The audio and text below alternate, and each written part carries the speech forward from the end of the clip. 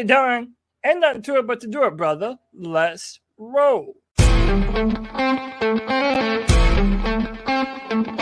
a world where Carolina Panthers fans have an insatiable thirst for Panthers news and opinions, only one podcast roars ferociously. It's the C3 Panthers Podcast. Yo, yo, yo. Welcome back to the C3 Panthers Podcast, brought to you by CarolinaCatChronicles.com. It's Wednesday night. It's time for the BeatCheck, where we put our ear to the ground, trying to find out what's going around town. I guess we check the beat. Cody Lashney. This week we got a great guest in, Josh Klein from the Riot Report, and we've got some cool stuff to talk about. Before we get to our guest, though, we are so close to 100,000 YouTube views this month. I mean, we are 900 views away right now, I think is what it says. It kind of fluctuates because YouTube kind of projects everything, so it'll change. But we're right there, brother. We're right there, and we've been in the depths. We've been in the shallows. We've been in the shallows. Actually, yeah, we've been. Where we getting it? But we got some cool stuff to talk about. Nice seeing you again. Yeah, man. Listen, we're here with Josh. He's a longtime friend of the podcast. Happy to pick his brain once again. And Tony, you already know that we're going to do this with the best damn Panther fans in all of YouTube, man. D. Ill Skills, my man Panther Pickle, Sean Hume, the real AP, Tim Estes, Tim Tizzy, Tony Dunn. Let's check the beat on the C3 BeatCheck, brother. Josh Klein, the Riot Report, welcome back. And I hope, actually, I would say I hope this, but I don't think you are getting any sleep. I feel like every time I see you on Twitter, you're like, this sleep is for the birds. I feel like if you're going to go on Twitter, you got to complain about something. So that's kind of my that's where it's at. You can't just, nobody goes on Twitter and is like, you know what, I had a really good cheese sandwich today. Everybody is like, feeling refreshed.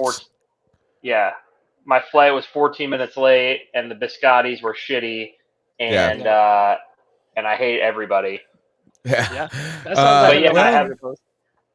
Your daughter is what? Just over one now? Or are we in she's 17 months old. She's actually sleeping pretty good, but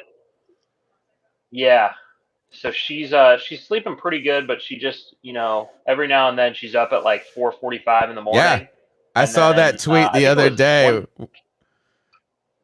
The other day you said something to the effect of like, hey, I never knew I'd be up this early, or complain about. I was like, I feel like, man, there's people doing cocaine out there right now who are just like still awake. Yeah, they were still awake. And you're like, I had already taken a nap by the time it was 8 a.m. and I had already taken a nap and was awake from a nap, and it was 8 a.m. Yeah, and I was like, you're working on I got nap. a lot of day left. Nap too, yeah. I've been there, man. I got 3 kids, but thankfully mine are old, or well, not thankfully. I miss those. We love children. You'll love it, and before you know it, you'll probably be having another one. She's the best. I'm very happy. I'm certainly not complaining, but it would be nice to sleep until like 9 a.m. Oh, yeah. I imagine that is when sleeping in is 9 a.m. That's awesome. Mm-hmm. Like, that's welcome, folks. Is people listening to this? Welcome to adulthood. Sorry to bring you down, YouTube audience. Yeah. Your life is going to suck. You can't wait. All this talk about wanting to get a job and wanting to do this, screw that. It's for the birds. All right, but you know what's also for the birds is the damn Panthers, man. Good Lord, they tease us.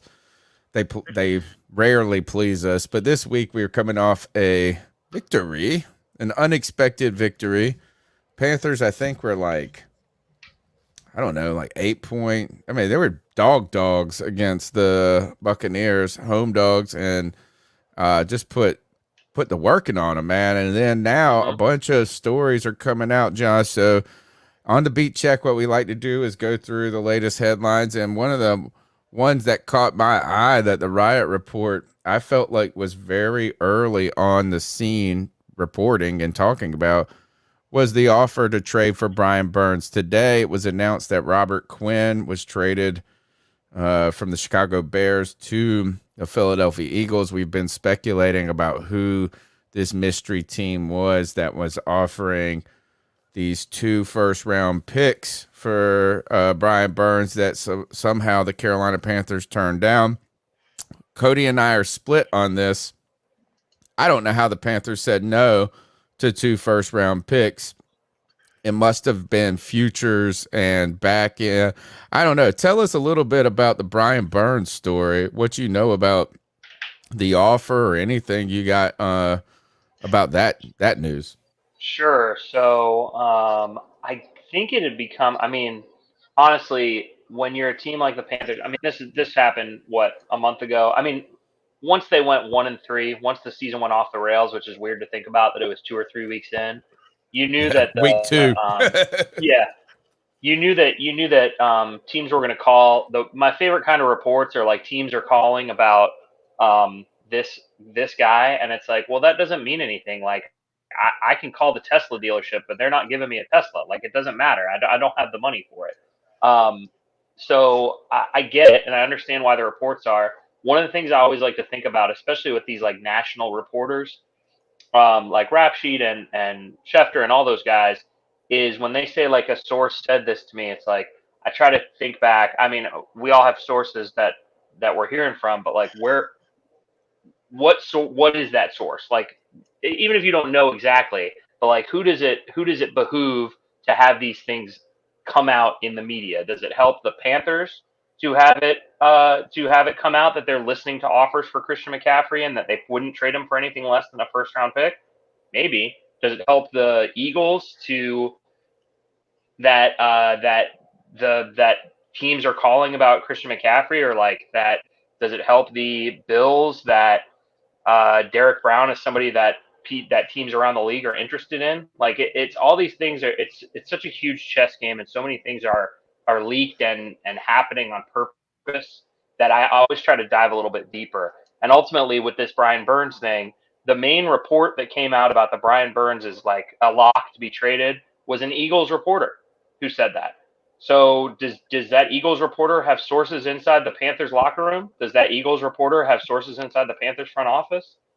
Probably not. But you know who they probably have sources is with the Eagles. So that to me makes sense. And when I kind of texted around just to see, hey, what's going on? Like this, when people start throwing out like it's a lock, and I have like people friends of mine texting me and saying, hey, Brian Burns is getting traded. And I'm like, oh, that's weird. Like, not like, just like my college buddies are like, I heard Burns is gone.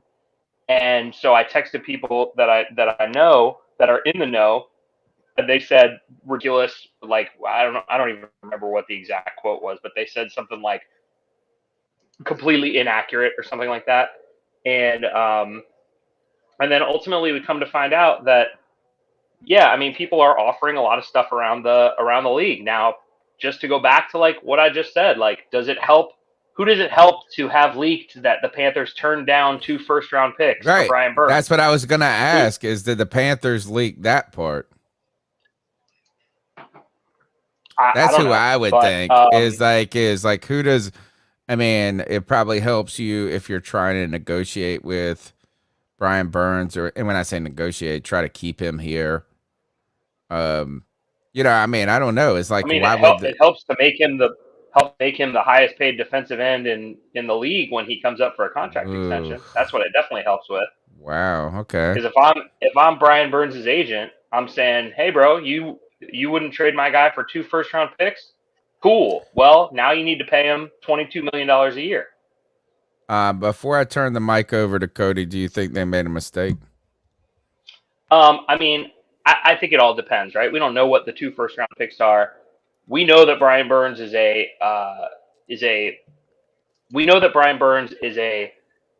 top 10 player at a premium position. So maybe a top 5 player. I don't know. I haven't really done the math in my head, but like, whatever. He's a very, very good edge rusher, defensive end, which is one of the top 5 premium positions that you need. that you need to be successful. And he's 24 years old. So ultimately, do you take 2 first-round picks where you might be able to hit on another Brian Burns? Maybe. We know what the hit rate is in the first round hit rate is like less than 50%. It's like 48% that you have a bona fide, that you have a starter level, not even a stud. 48% that you have a starter in the first round. So it like, are you going to hit on one of those 2 guys? Is it going to be Brian Burns? He's going to be cheaper, but I don't know. This is a team that for the last 3 years they thought that they were on the verge of contending, and that was how they operated. But a guy like Brian Burns could be hitting his peak in 3 years when theoretically your 2023 rookie quarterback is ready to make that jump to the next level. When Icky is still on his, when you have a left tackle and a quarterback still on a rookie deal, it's not the worst thing in the world to be paying a bunch of money to an edge rusher. But we don't know. It's hard to say exactly without knowing what those first round picks were, if they were actually first round picks, and what that looks like, you know? Yeah. So Josh, today, Jeremy Fowler released a really damning report, basically about the last 2 years inside the Carolina Panthers organization and their continuous failed attempts to lock up the quarterback position. And now there's talks of, strife between different parts of the coaching staff and Matt Rule and Phil Snow. And then even David Tepper comes into this, being angry at picking up the 5th-year contract on Darnold, which he was supposedly persuaded to do. As someone who closely follows this team, did you ever get any inklings of dissent inside the building? Like, did you ever hear any information that, man, there's really a lot of strife in the organization as far as who should actually be the quarterback for the Carolina Panthers?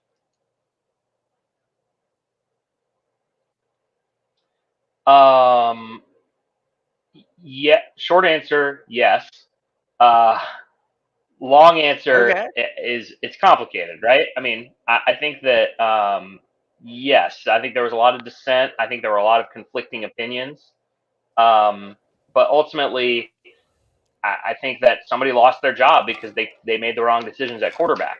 That's, I mean, Right. it happened within the past 3 weeks. Like, I mean, Matt Rule got fired because of the Sam Darnold trade, because of the Teddy Bridgewater signing, because of the Baker Mayfield trade, because of the decisions that were made. And I know a lot of people are like sad about Matt Stafford. I'm not sure Matt Stafford would have been the answer in Carolina. Certainly, if they'd have gone up and traded up and drafted Justin Herbert, I think that Matt Rule is probably still the head coach today. And I think we're looking at a completely different Panthers team. But ultimately, that's not what happened. And I think there was some collaboration involved between Marty Hurney and Matt Rule. Not even think. I know there was. But ultimately, it's like when people go out the door, they tend to get blamed because they're not here anymore to hear about it, if that makes sense. So like Marty Hurney gets fired, a lot of stuff that happened while he was here kind of goes on Marty Hurney's plate. Matt Rule gets fired, a lot of stuff that happened while Matt Rule was here gets put on Matt Rule's plate. It's the way it goes. It's the way it works in any profession. You know, you're a bartender and you get fired, somebody's gonna be like, yeah, man, that dude was pouring heavy. That's why we're short on Jack Daniels, not because of me. I've been pouring them light all night. So like that's just kind of the way it goes. But yes, I think there was a lot of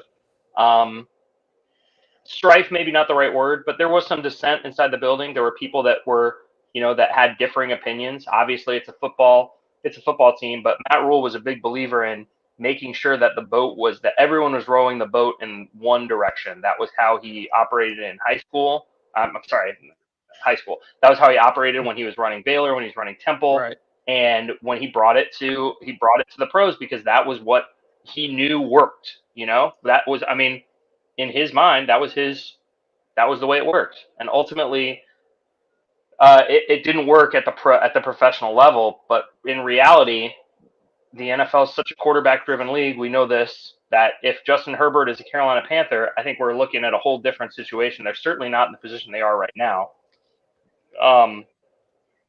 But ultimately, that's not what happened. Like, it just, revisionist history and hypotheticals are great, and I think Matt Rule will be the first to tell you that he wishes that he had gone up and drafted Justin Herbert, or that he certainly wishes that Justin Herbert had fallen to them at 7, or at 8.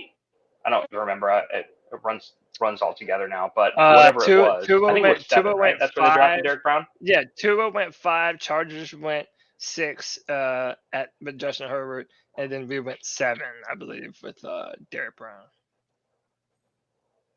Yeah, I feel like you're being very forgiving of Matt. So I mean, ultimately, I'm a big believer.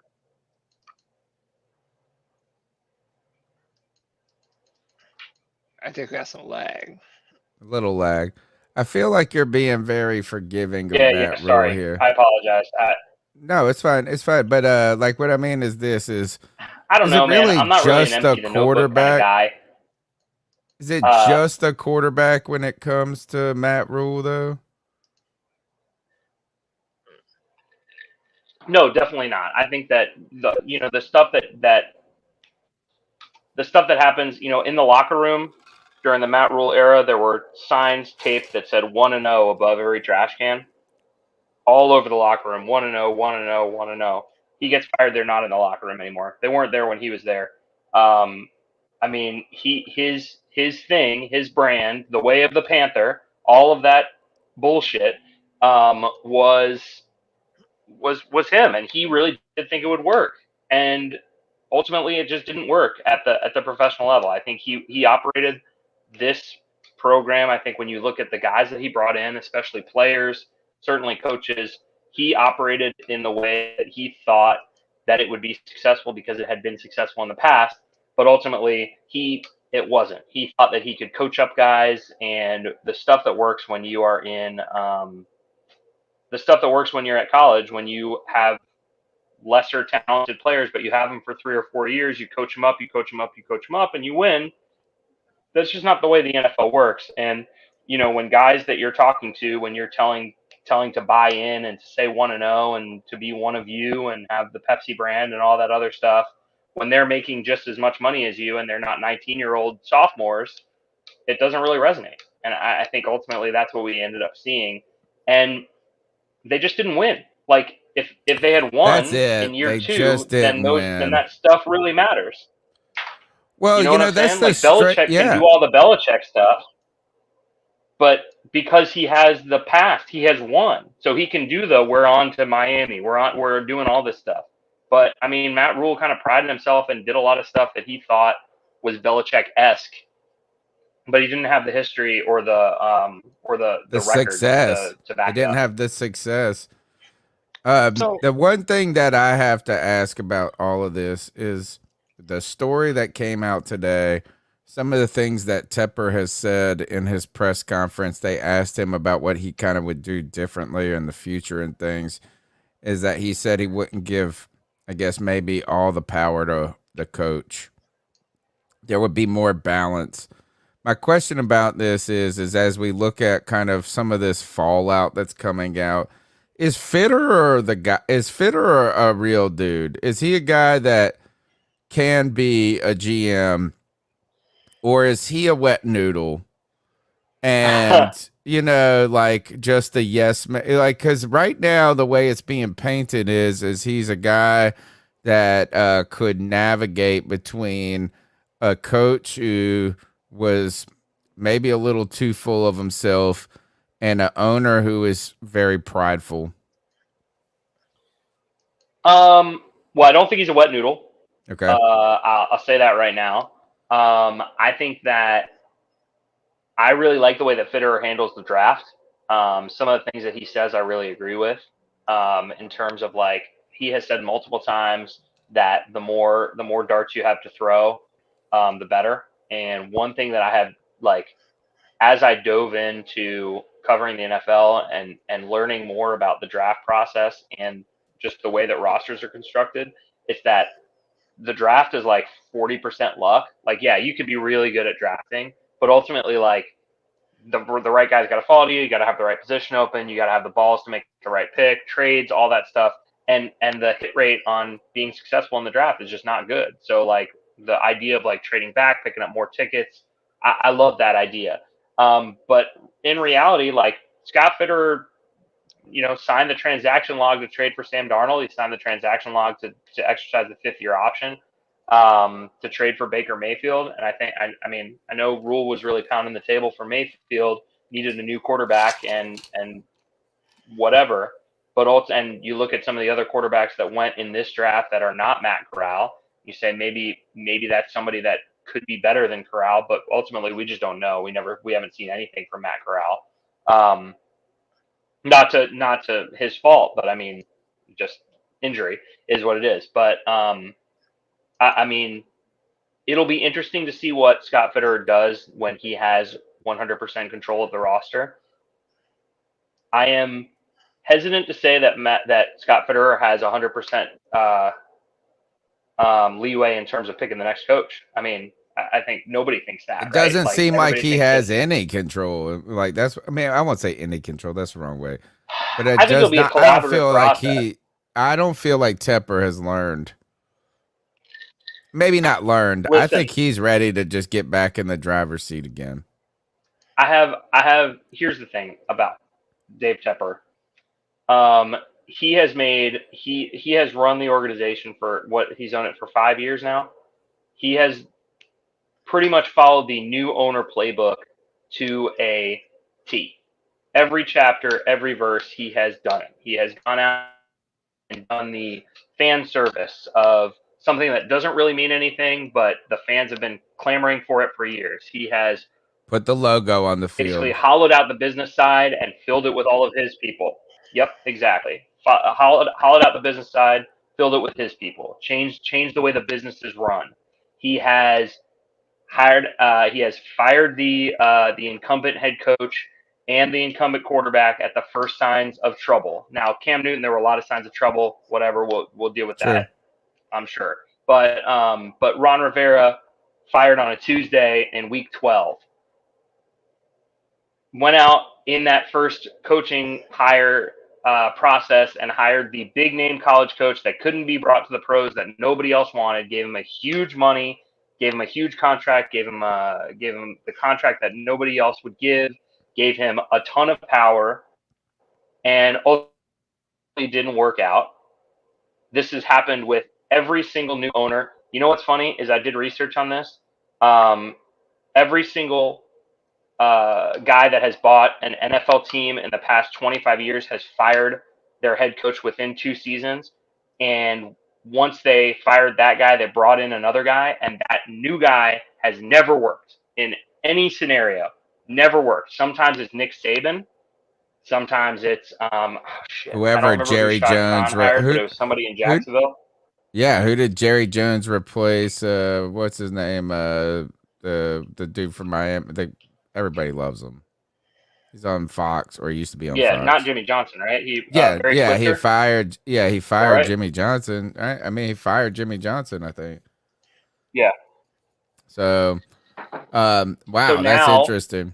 Now we have to hope that he doesn't swing back the other way, which is what has always happened, right? They've always either gone with if they hire a retread head coach. Exactly. You have to hope that Tepper doesn't do what the new owner playbook says, which is go the other way and hire a disciplinarian, former head coach. You have to hope that maybe even if he hasn't learned from his mistakes, you have to hope that he goes out and he hires somebody like DeMeco Ryans or Shane. Oh my God, I'm blanking on his last name. What, the guy Eagles. From Eagles, dude? Yeah. Steichen? I don't know. I like that might not be right. Stitching. That's who the Panthers need, is a up and coming head coach. Or I wish they would give Steve Wilks a chance. I can't see a scenario where that happens, but I wish that it would happen, because I think that Steve Wilks deserves to have the opportunity to be a head coach. I think that he is a tremendous leader and has been set up to fail every time that he's been given the job, both times. So I think he should certainly be in the running, but I ultimately don't think that's going to happen. I mean, ultimately, if you're a Panthers fan and you're hoping for success, you want DeMeco Ryans and a new quarterback drafted in the top 3 and go, right? I mean, that's the best scenario. Maybe. So that actually is a good segue. Tony mentioned that him and I kind of see things differently. And I know you don't have much time left, but I want to kind of, for our last question, kind of transition to this week against Atlanta. I believe that P.J. Walker represents the perfect spark that the Carolina Panthers need right now. He has a propensity to push the ball downfield. He has an aggressive play style. And it's not a coincidence that we see DJ Moore finally, reveal what he's capable of now that he has PJ Walker at quarterback. The run game is now, looking more ferocious now that it's Christian McCaffrey less. Josh, this division's wide open, man. It is absolutely wide open. It reminds me a little bit of 2014. You're talking about Panther fans probably being, wanting to hire a new head coach, draft a new quarterback. But what are the chances that this team this year still has some damage to do, and we might not be as out of it as once thought, even though that sounds crazy sitting at 2-5?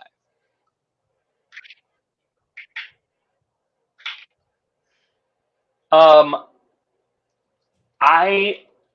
man, I feel like I'm gonna break some hearts here, but I think the Bucs lost to Mitch Trubisky and the Steelers 2 weeks ago.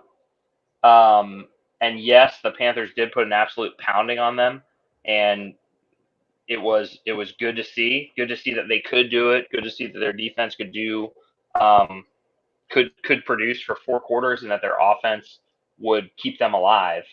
But ultimately, I think that this is a team that's closer to a top 10 pick than it is the playoffs. That being said, who the hell knows? I mean, the NFL's so crazy.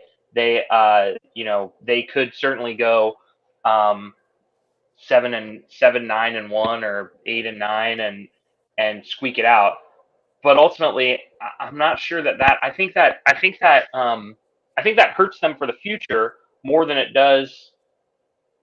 helps them, because ultimately, if you're 8-9, so what happens then? So then do you bring back PJ Walker? Does PJ Walker earn the starting? So you go into next year with PJ Walker and Matt Corral as starting as that's what Cody wants. Oh my God, it makes me. It's malpractice. I don't know. This would be malpractice for a brand new coach for that to be the situation. Josh, I just think that if PJ finishes strong, you drafted Matt Corral, who had a ton of potential. I think physically he's very comparable to a guy like Bryce Young. Bryce Young is playing with a lot better players around him.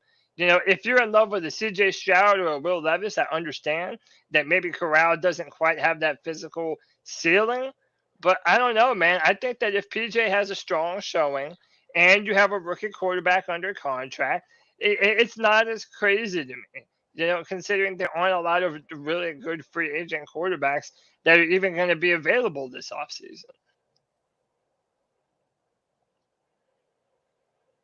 Don't you feel like I don't know, man. I'm a big believer in sample size, and I feel like we're really focusing in on the 60 minutes that we just saw rather than the rest of what we've seen of PJ Walker. Not that PJ.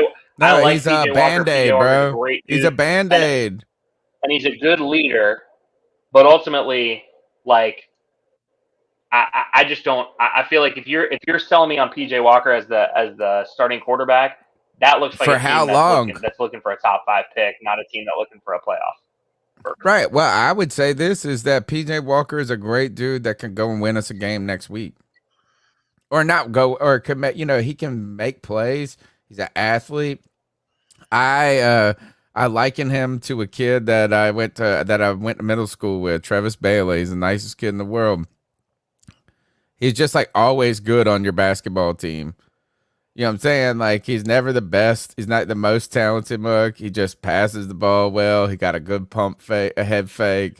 He got a little everything. He do a little everything well. Just go out there. He's a gym rat kind of kid. I think PJ Walker can get it done on a Sunday, but he can't get it done over 2 years on a Sunday. You know what I mean? Like, you just can't build that way. So I just think it would be malpractice to go into next year with a head coach and say, hey, you got PJ and Matt Corral. Good luck in your first year coming off an injury. That would be that's just malpractice, bro.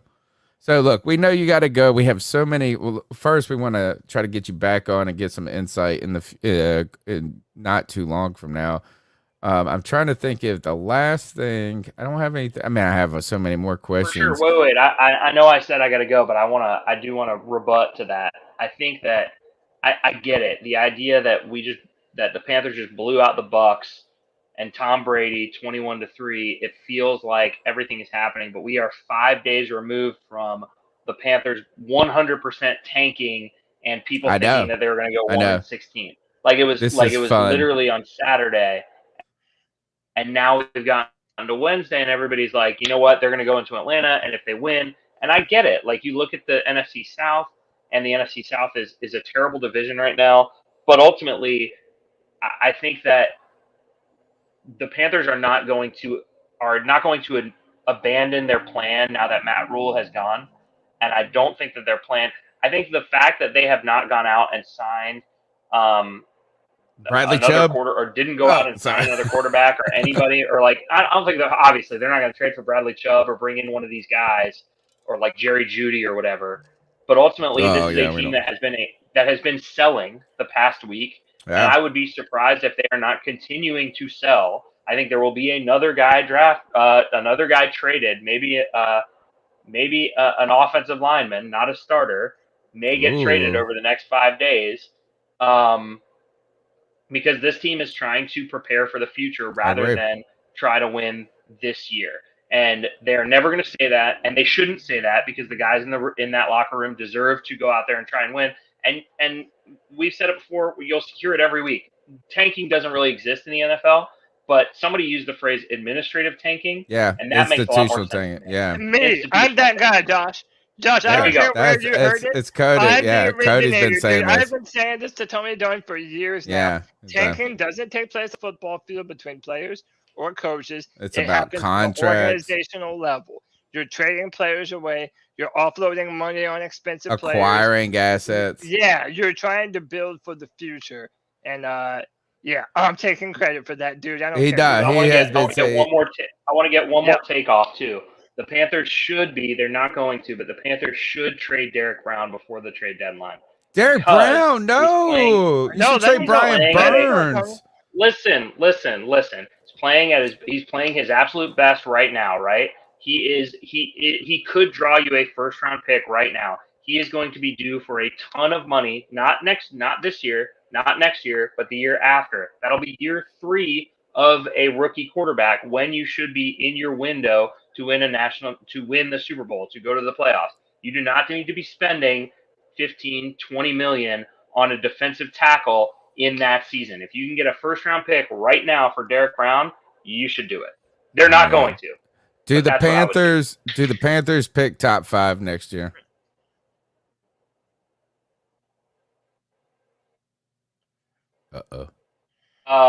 Yes. Okay. Whether or not they finish with the 5 worst records in the NFL, they will be picking in the top 5. Okay. All right. That's Josh Klein, the Riot Report. Did I lose you? Yeah. On that one? Yeah. No, I don't think you lost me. I think I'm coming back around. As you're saying, if they don't finish in the worst of the 5, they still will. I'm assuming you mean a trade up into the top 5 at that point if they're not in the top 5. We have a thing. Look, we got to let you go. We can pick your brain all night. We had a cool take last night on the show, which I think David Tepper hopes that somehow Steve Wilkes actually wins the job. I think it would take a ton of pressure off of him because he's going to have to go out and get the guy now. And like you said, the track record for the new owner playbook is not good on this in the swing. It would almost be best if Wilkes won the job and it took some of the pressure off of that. We also have questions about the Rooney Rule. If you can hire internally and just promote Steve Wilks because he meets the qualifications of the Rooney Rule and being on that list, number one. There's some sort of list. Anyway, we got a lot to ask you in the future.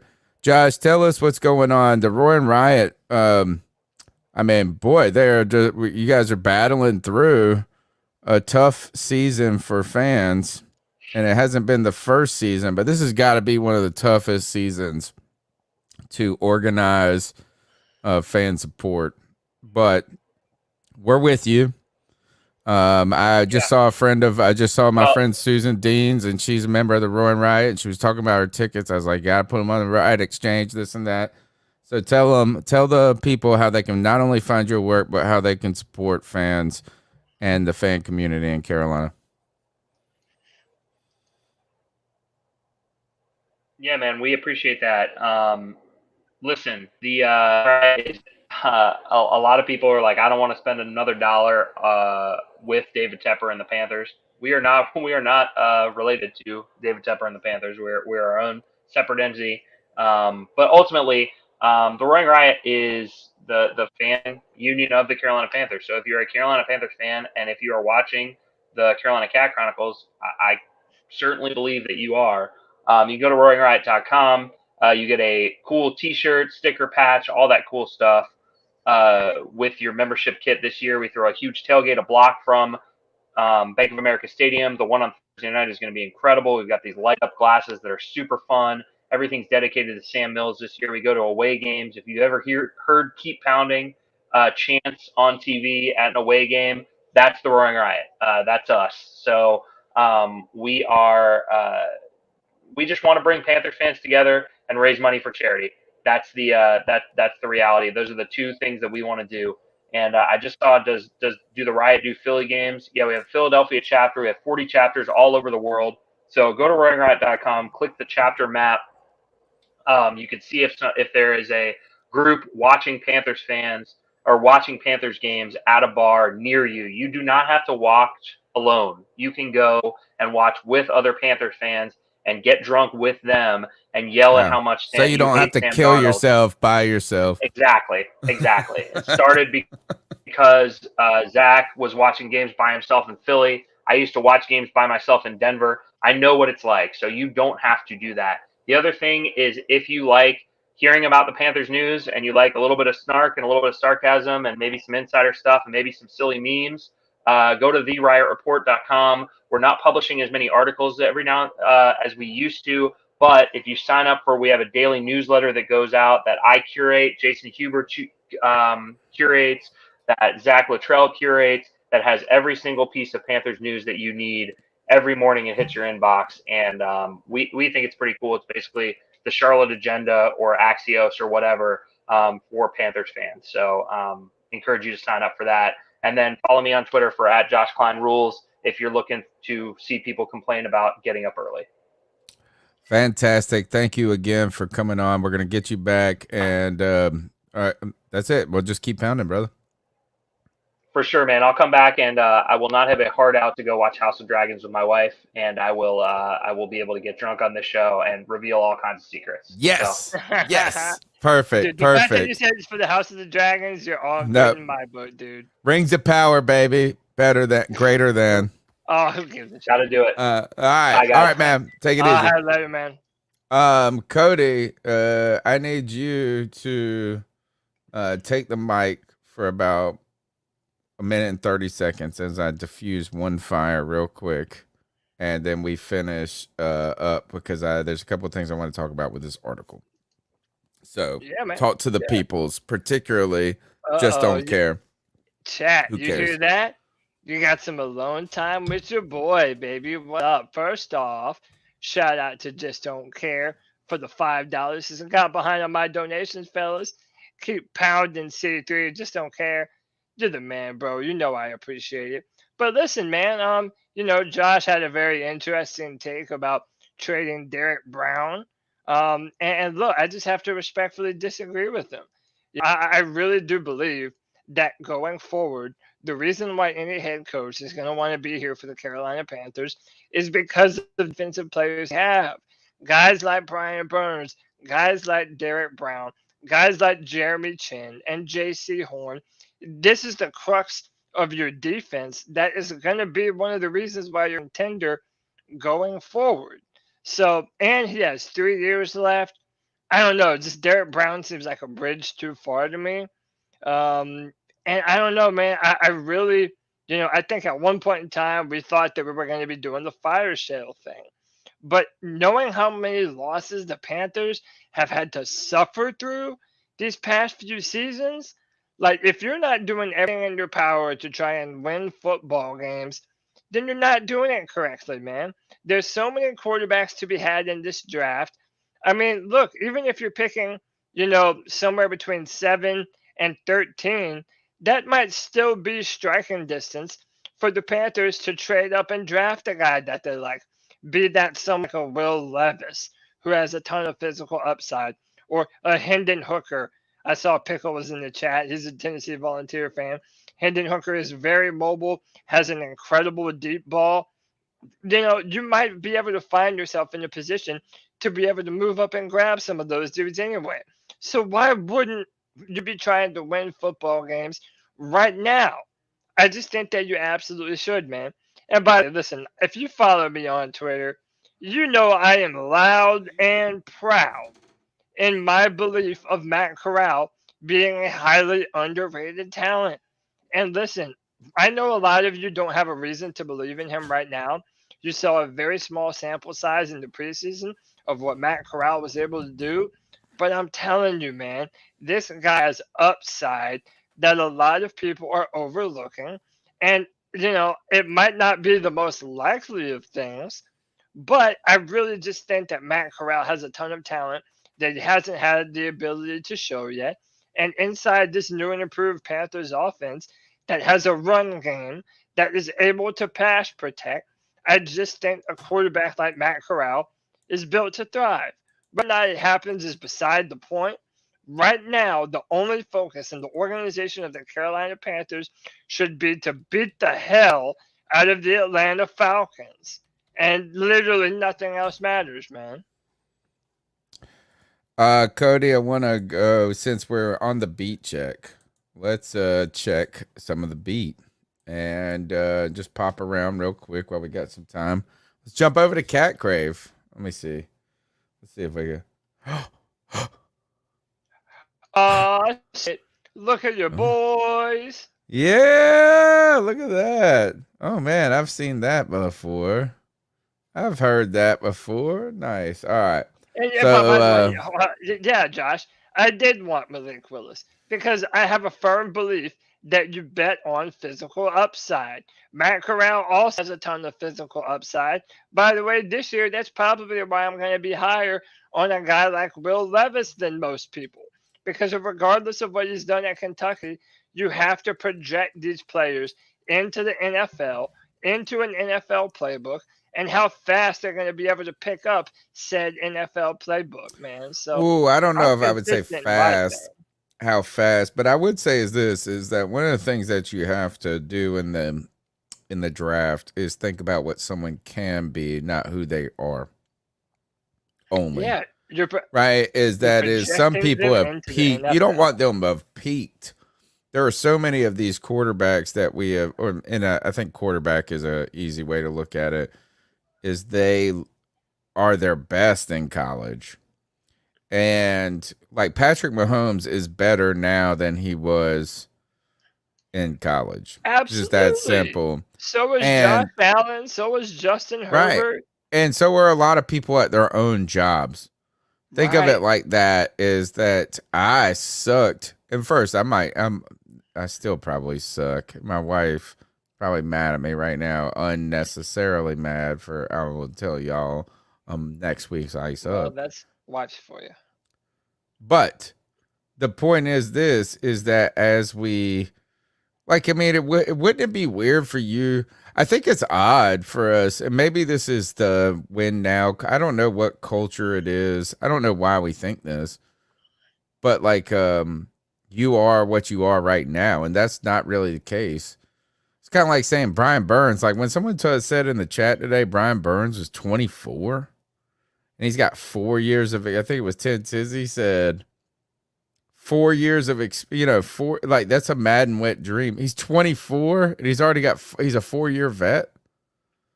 Like that's insanity. But you can't, I know we want them to produce from day one, but you got to think of what they can be, not what they are at that moment when you're in the draft.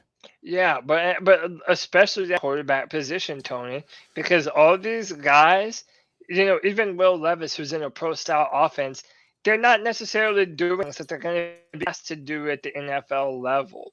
And just we fall into this trap of, but just because a player wasn't asked to do something a lot, therefore it means that he can't. And that's a flaw that you can kind of get wrapped up in. And that's why when our coaching staff and when our have sit downs with these players, that's why their evaluation of them off the football field is so important, because you have to look at their work ethic. You have to look at their football IQ. You have to look at some of these intangible things and see if those are the things that's going to equate to the NFL. So, it's going to be one interesting offseason, like it has been the past few years for the Carolina Panthers. Hey, why don't we click on that? Could the Panthers actually win the NFC South in 2022? I want to shout out this Cat Crave been putting in work. They've been awesome. Dean Jones saved this website. This website was dying and they saved it, and it's really good right now. Jared Feinberg, though, he's all over the Panthers for a long time now. Yeah, absolutely. Let's see what it says. Is of course they can. But, all right, so do the Carolina Panthers have a chance at winning the NFC South? Ahead of their Week 7 matchup against the Buccaneers, the Panthers looked like they were doomed, right? But Carolina's victory, first in the post-Matt Rule era and just the second since November in 20. All right, so what are they saying? Come on, let's get to it. Could they win? I think they can win. I mean, I think it's just, all right, have a long way to go. My thing is not even necessarily what the Panthers have failed to do thus far. It's looking at the competition. The Saints do not look that much better than us, man, and we already beat them. Tampa Bay, we didn't let them score a touchdown. Atlanta, I know they always play us tough, but I'm sorry, I'm just not scared of them. This so much reminds me of that 2014 NFC South, where these teams kind of don't want to get out of their own ways. Like, even if we lose in the coming weeks, it still doesn't mean that we're out of this. Well, yeah, I mean, I feel like this is you got to win this week. You got to win against this division opponent. If you lose this week, is Atlanta might be primed to win the division. Oh, I don't want to hear that shit. Nah, for real. Like, they've been playing a lot better. What's their record? I don't care. They're choke artists. No, Falcons. That's what they do. Okay. All right. How many times have you ever bet on the Falcons and it went your way? They always I've never bet on the Falcons. Actually, you know what? Is every time the Falcons have caused more problems in my life. Right. So why would you want to give them any kind of benefit of the doubt? I'm not giving them benefit of the doubt. They're ahead of us in the division, asshole. Oh, but by like a game. Dude, by a game, they are first in the division. They didn't have Matt Rule weighing them down and Baker Mayfield. So they had an advantage. You're just being silly now. No, the point that I'm trying to say is this, is that if they win, all right, so we're sitting here going this. If we win and Bucks lose, we're in first. If they win, they're in first. It don't matter even if the Bucks lose or not. They're not going to win. Okay, that's fine. I'm not saying, all right. Yeah, I'm telling you. A lot of people, all right, so someone brought this up. I have ESPN. I'm supposed to have ESPN Plus because of my Hulu subscription. Like, I get to watch ESPN Plus, but I don't get to read these articles, though. I didn't know that you could read articles with ESPN Plus. Yeah, you have to. Like, is that this Scott Fowler article is a paid article? Oh, that's why I was able to read it. Because when I had Disney Plus, I got the bundle. Well, can you pull it up? Yeah. Can you read? Can you bring us the Fowler argument? Because this is what people. Well, it's this a is very really long article, by the way. That's fine. That's fine. Yeah. But the hot story right now is the Matt Rule exodus. How about that? And I want to know if anybody could tell me this. Is Scott Fowler, Jeremy Fowler, Scott Fowler's son? or their brothers. Or whatever. The guy that is for the Observer, I think that they have to be related. I think it's his son. So, inside the Carolina Panthers, 3 seasons of quarterback failure. What is the main point of this article? I only saw a couple of clips. So, let's go through it and see what.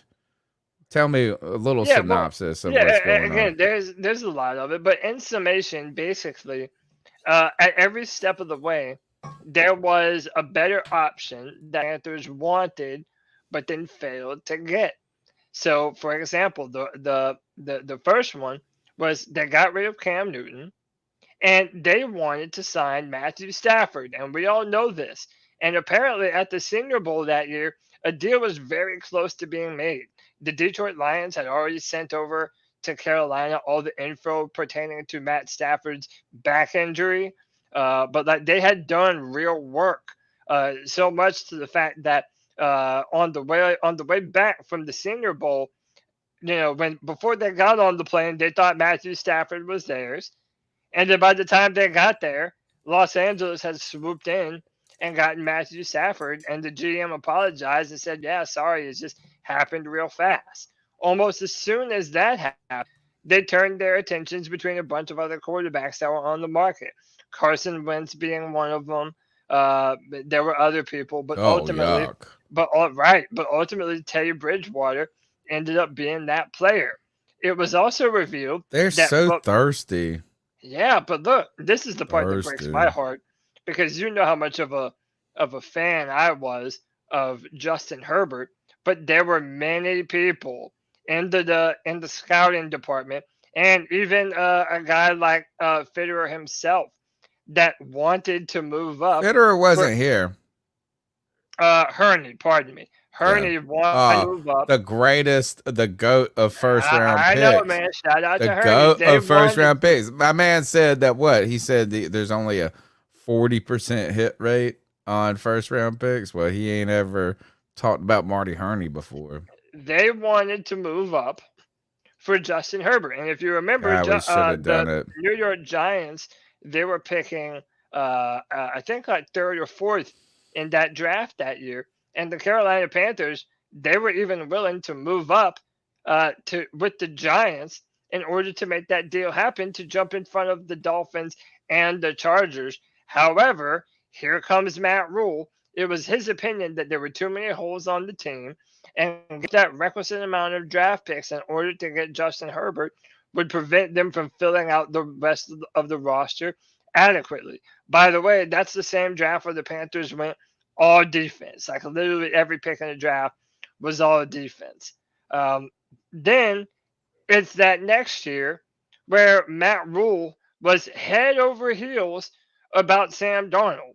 And apparently other people in the organization had been telling Matt Rule that it was not a good idea, because Sam Darnold had a lot of turnover tendencies, and there were a lot of flaws on his film from his time with the New York Jets. And yet even still, Matt Rule would dismiss them over with this insistence that Sam Darnold was supposed to be the guy, and basically just not even listening to everyone else that wanted to look at someone else other than Sam Darnold. And they even said that represented the high point of Matt Rule's career, because at that point, Sam Darnold went 3-0 to start the season with us last year, and he was pretty good in his rookie year as a coach. right? His rule was not after year one.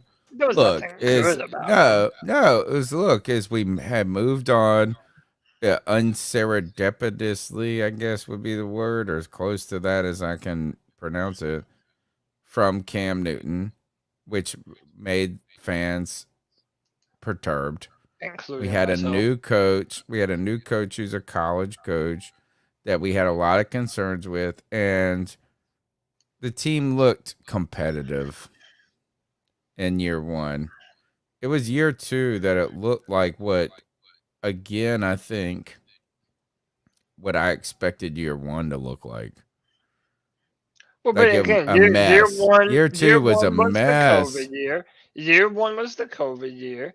So it's almost like we had these built-in excuses for the No, I don't team, even think right? it was I think that we actually had an advantage in COVID because we had younger coaches who were more fluid with new ways of doing things. Well, but And I'm I more think comfortable that older, saying that like, it think was. about Pete Carroll trying to get on the Zoom.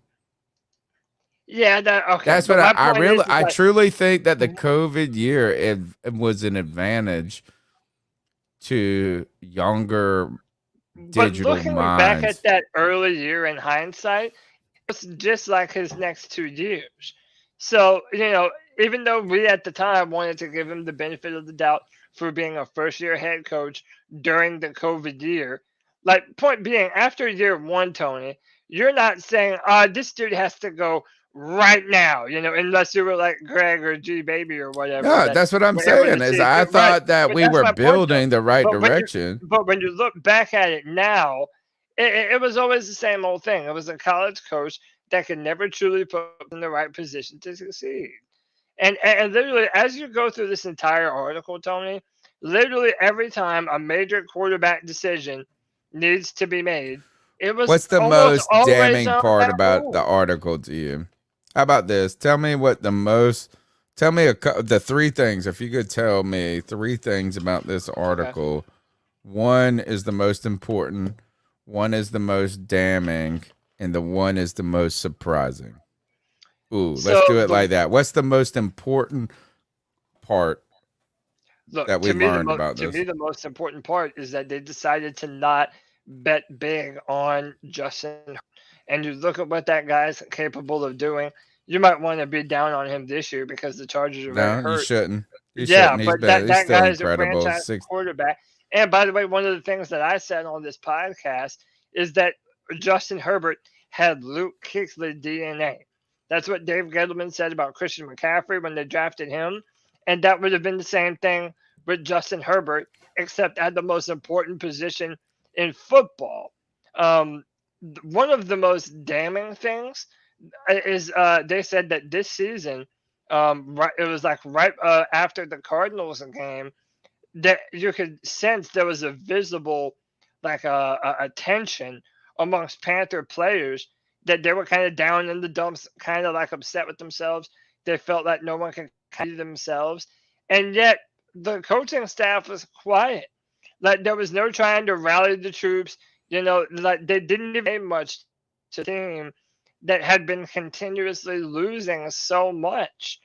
And I think that was very indicative that these coaches, specifically Matt Rule, he knew that he was a dead man walking.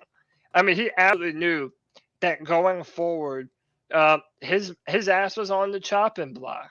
And then it really showed after the 49ers game. And, everybody had already kind of seen the writing on the wall.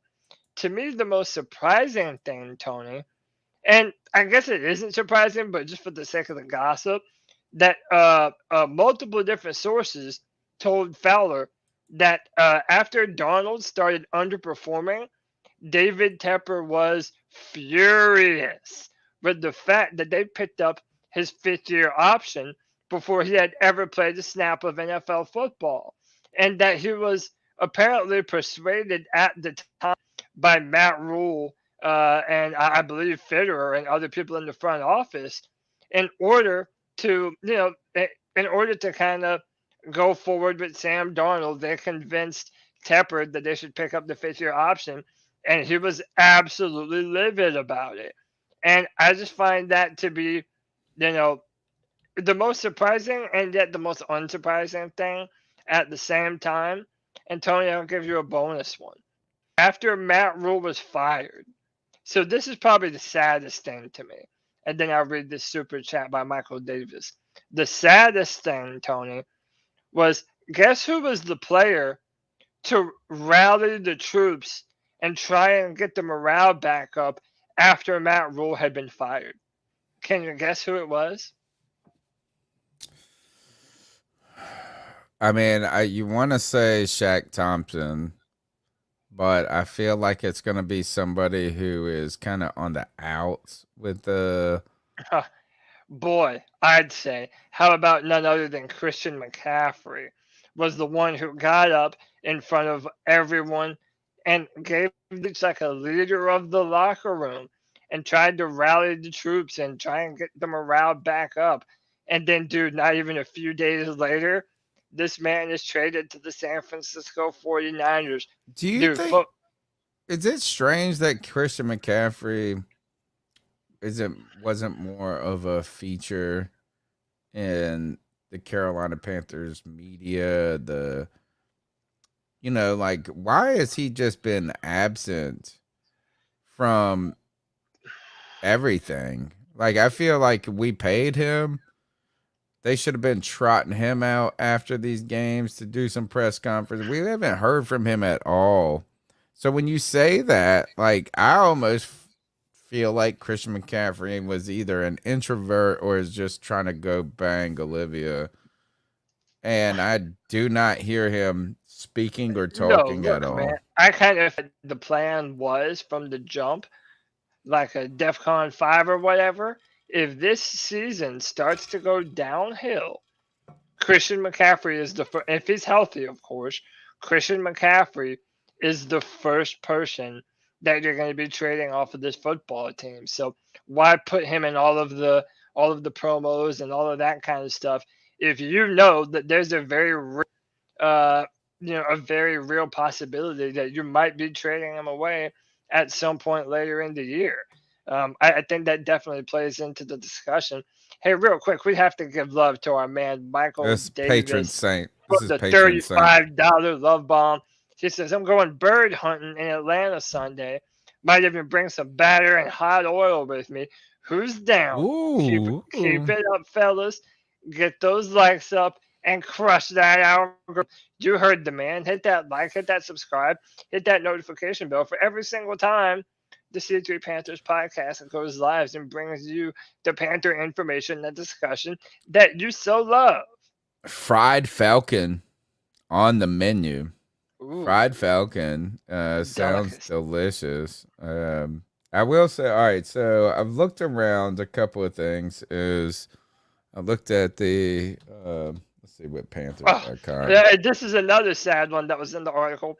At one point in time, Fitterer liked the idea of Trubisky to compete with Darnold for the starting job. Do you want now? You want to keep that? Man, we should get rid of Fitterer right away then.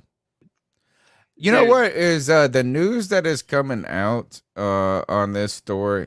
First, I'm a little... Man, I don't want to say it to the people like, look, we're going to have Joe Person on hopefully in a couple of weeks. I'm already working on getting him scheduled. He can't come next week, but we're going to get Joe Person in the future. Hopefully the following Wednesday for the beat check. I don't want them to hear this. Even our guest tonight and our guests in the past. It's like, why is it now that you asked this question tonight? You snuck that question in, which is, did we have murmurs of this dysfunction? Were there murmurs of this dysfunction all along? And I would say this is that if this is now they're going to take the Scott Fowler or Jeremy Fowler, like if they're all going to bag on these bitches and dump on them now, why were they not a little bit more on that party when it was That's a good ass happening. question, Tony. And you know what the funny thing about it is? That's why whenever you find legitimate information that runs contrary to, what the mainstream, Panther media might be telling you, it's oftentimes that those can be the most correct. Because, for example, if you're a player that has discontent with your coaches, well, you're not going to go and run and tell someone that's going to tell, Joe Person or David Newton or Shannon Quick. You're just not going to do that if you don't want certain information out. Whereas if you say it to someone and then it gets to a verified source like myself, you can take it or leave it and, say, oh, Cody's just making shit up just to get Twitter clicks or whatever. Whereas there's probably a lot of truth when it is someone that doesn't have an official check mark next to their name. But I agree with you, Tony. It's like everyone has a lot to say about the dissension in the ranks now that Matt Rule is already where was fired. it then? But yeah, you're telling me you didn't hear nothing Right. beforehand? It's like and for me it's not even dissension in the ranks. It's like I can understand like afterwards, like, oh, I didn't like that pick. Oh, I wanted a different decision. For me, the real one is Joe Person is going on the radio, and he's going to be the one of the more conservative reporters on this. You know what I'm saying? He's not going to just come out and lob stuff because he's got to go back in there next week. He's very close to the team. But he's sitting there going, this is that Rule had control of the roster. Rule was like kind of, or at least to me, he's implying that these personnel decisions were very heavily ruled by Matt Rule. And I don't feel like the reporting, maybe they left it open to us. I feel like this is right now, Scott Fitterer seems like a wet noodle to me. And I don't want to believe that. But between this story, the kind of shade that people are throwing afterwards about this, someone described him as a nice guy who could appease Tepper and Rule. And I don't know if that's a great thing. You know what our general manager needs to be able to do? He needs to be able to tell people no. Including his boss, David Tepper. Yes. Look, I'm telling you, that's why I think I'd be a good GM. Even if David hired me, I would have no problem telling that man. And you're like, what are they going to do? I'm in a wheelchair, bitch. What are you going to like? Are you really going to come at me?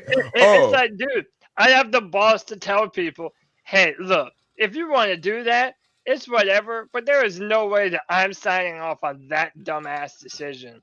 That's why he dies on this hill.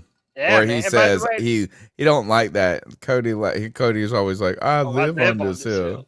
Because I'm undefeated, man. I've never died. Who's ever killed me, bro? Oh my gosh, you cannot keep saying dude, that. I'm literally undefeated, and I've never one time in my life, dude, check the record. But my point being is that, if David Tepper is going to be this guy that throws his weight around and throws his billions and his power and influence, like, you have to be able to know what you're doing from an organizational standpoint. And I agree with you, Tony. Based on the track record thus far, I don't know that Fitterer is that type of dude that if he genuinely believes something. So, for example, if I'm general manager of the Carolina Panthers, I say to David Tepper and the coach and everyone on that staff, there is no move at all that I endorse higher than going up and securing our franchise quarterback in Justin Herbert. And any other decision well, he wasn't there then. Wrong. He wasn't there then. He wasn't there then. I'm saying if I'm the general manager. So the question would have been last year, or he was the Fields draft. He's the Mac Jones Fields. Yeah. Who else? People are still arguing about that.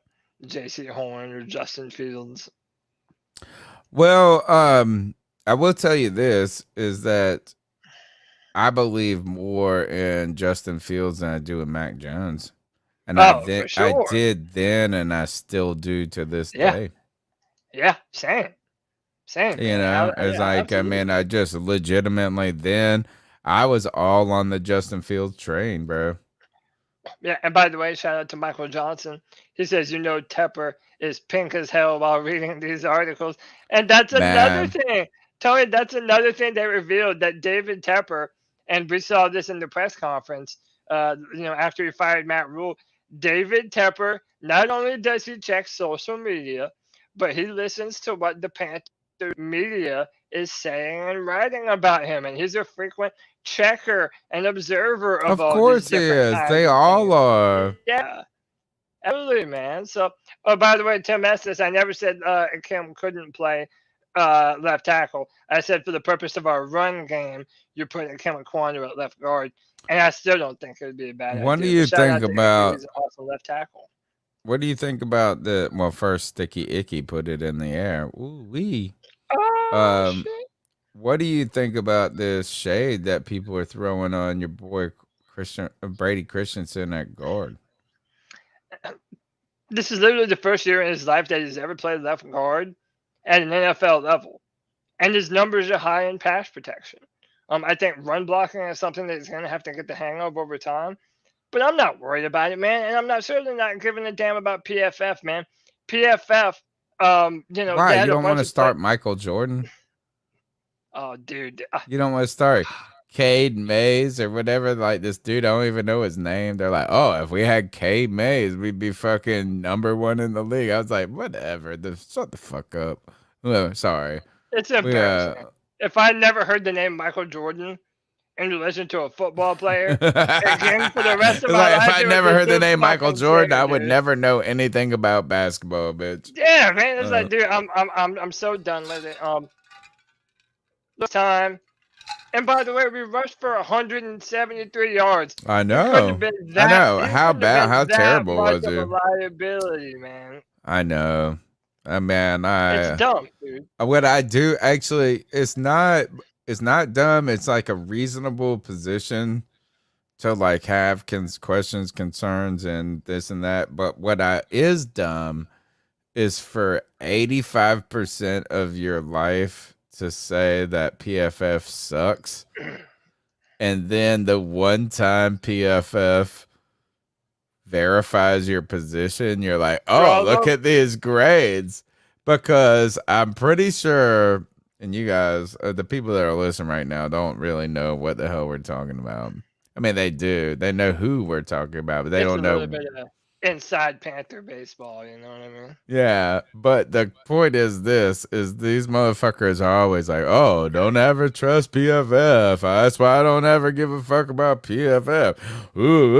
And then when PFF supports them, they're like, oh, well, look at this fucking grade right here. Like, and don't forget the fact that they know, other NFL offensive linemen, and literally everything that they say is backed up by their former NFL player friends. Like, dude, it's such an easy cop out to say, my NFL friends say, whatever, man. You need to trust. I don't even care about. I don't even got to go that far. I just got to go this far. Is that the mugs are like, oh, well, now PFF supports me. That's my whole thing is this. Is you can't shit on something all day long and then well, you can. And that's what people do. Oh yeah, Tony, I wanted to ask you this before we jumped out of here. Pat Elflein has to have season-ending surgery. On so what? Therefore, I'm not I think it was his foot. Panther Pickle's in here. I'm sure he can correct me if I'm wrong. But season-ending surgery. And Bradley Bozeman is going to be the center for for the rest of the year. And I hate it for Pat, man. I know I was never a fan of his per se. Yeah, but played better at center than at guard. Yeah, played better than most people expected him to. And always better at center than he was at guard. Right. So I hate it for him for that reason. But at the same time, how could you not feel happy for Bradley Bozeman? And now I'm actually worried. I'm sad. Why? Because first of all, he should have been arguably playing from the beginning. Right? Oh, for sure. So we missed 5 games with him starting technically. You can say one was because of injury. But what I'm sad about is I think he's only on a 1-year deal. So that's true. That's true. I want to get hype and like this guy a lot. But I almost want them to bring. Wouldn't it be better if F-Line could come back and play a little bit and push down? No, and push down Bozeman's monetary value a little bit so we can sign him. I mean, I hate to root against the guy's money, but like this is the thing is like I think through next year. So then we have to re-sign. We have to pay. We have to pay Bozeman. Yeah, and we don't have to pay him a ton. But we're gonna have to give him money, and that's the only thing. He seems to really love the Panther community, and him and his wife are very active amongst the Panther fan base, taking pictures. They're incredible. They're awesome. They're like really like, dude. They lived in an RV for an entire year. Yeah, have you heard about this? They're good people. I remember. You haven't heard about this, Cody? Yes. Yeah, I mean, I remember something about it. Like they lived in a literal, which first of all is my dream. My kids hate me for this. Is when the fateful day that probably will sadly occur one day where my wife leaves me. But what I'm saying is this is that, like, man. No, I mean not. Well, maybe it'll be, but no.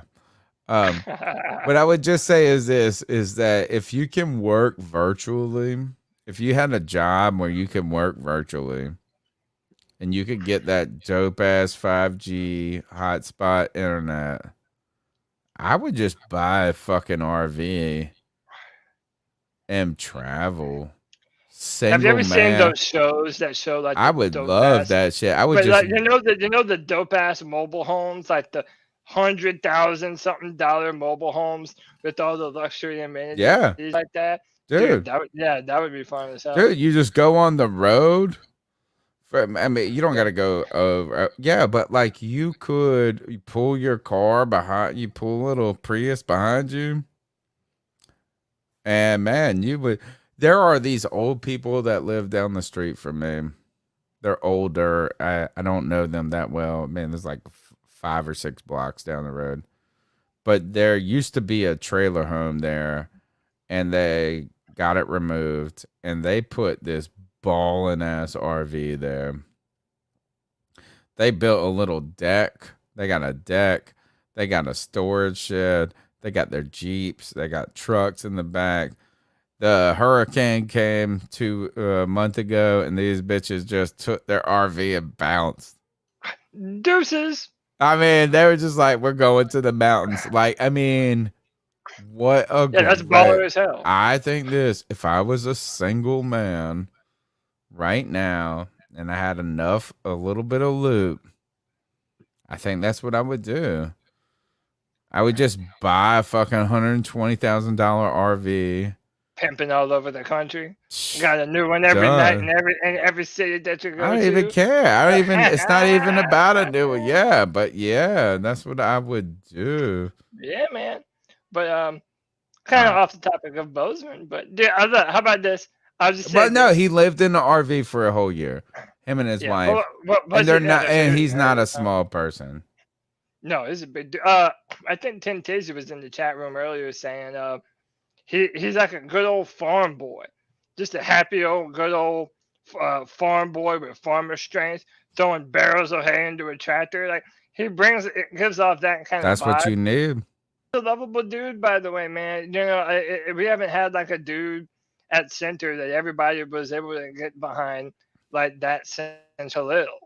You know what I mean? So yeah, I'm happy for Bozeman, and I definitely think that next year, especially if our offensive line continues to do well, Bradley Bozeman has to be a priority. Has to. All right. I think we've covered about most of the topics we can cover tonight. But we will be back Friday night with the Friday free-for-all. And Sunday, we'll have the post-game show. What else should we be thinking about right now, Cody? Oh no, tell me. Get us out of here. A I don't know. W, Help me man. out. A W, man. A W. How about this? Believe in your team, man. Let your heart lead you for once. Let your mind and all the rationale put that bullshit away. We're about to smack the hell out of the Atlanta Dirty Turds. And dude, we're gonna show him or show you something. We're gonna show them what time it is in the NFC South, man. The Panthers have what they need to be successful. So you know what? I'm believing in my team, Tony. I haven't done so in a long time, but damn it, I'm doing it now, baby. That's good news, people. Man. That's good news, people. This is the C3 Panthers podcast brought to you by CarolinaCatChronicles.com. Tuesday nights, we chop up the latest Panthers news and opinions, 9 p.m. live. We've been doing it for over 10 years now. Wednesday night, we hit you with the beat check. Friday night, we hit you with the Friday free for all. Where any fan, if you want to be you don't want to just listen, you want to control the conversation. Friday is the show. Look, you can call in on Tuesdays. We want fan interaction. We want to highlight you, but on Friday, you're the host. You're the host on Friday. Right. Well, at least, and Cody always is the producer. On Sunday, we got the post game. Oh, did I skip a day? Oh, I did. Saturday simulations. Bro, Prophetic. the C3, bro, we have been killing it, dude. We've been killing it. Y'all have been great hanging out with us. But look, we need your help. We need y'all's help. I cannot tell you this enough, is that success breeds the desire for more. I want more subscribers. I want more views. Just because I want to grow this family. We're so close. Let's get to 5,000 subscribers. Let's get to 100. 5,000. I know. We asked for your help to help us get to 4,000. And dude, we're so close to 5, man. Let's get to 5,300 and give away a Brian Burns jersey. 5,300 subscribers. Let's get there, and we're giving away a Brian Burns jersey. 53, right? That's his number. Am I wrong? Am I right or am I wrong? That's his number. That 5,300 subscribers. I'm buying this Brian Burns jersey. We're gonna keep him here. We're gonna keep you here, Cody. As always, it's been wonderful hanging out with you. I will continue to talk football till midnight if you wanted to, but I feel like we should go. Probably sadly. So. Listen, man. Until next time, C3 Panther Nation, you already know what to do. Just keep pounding.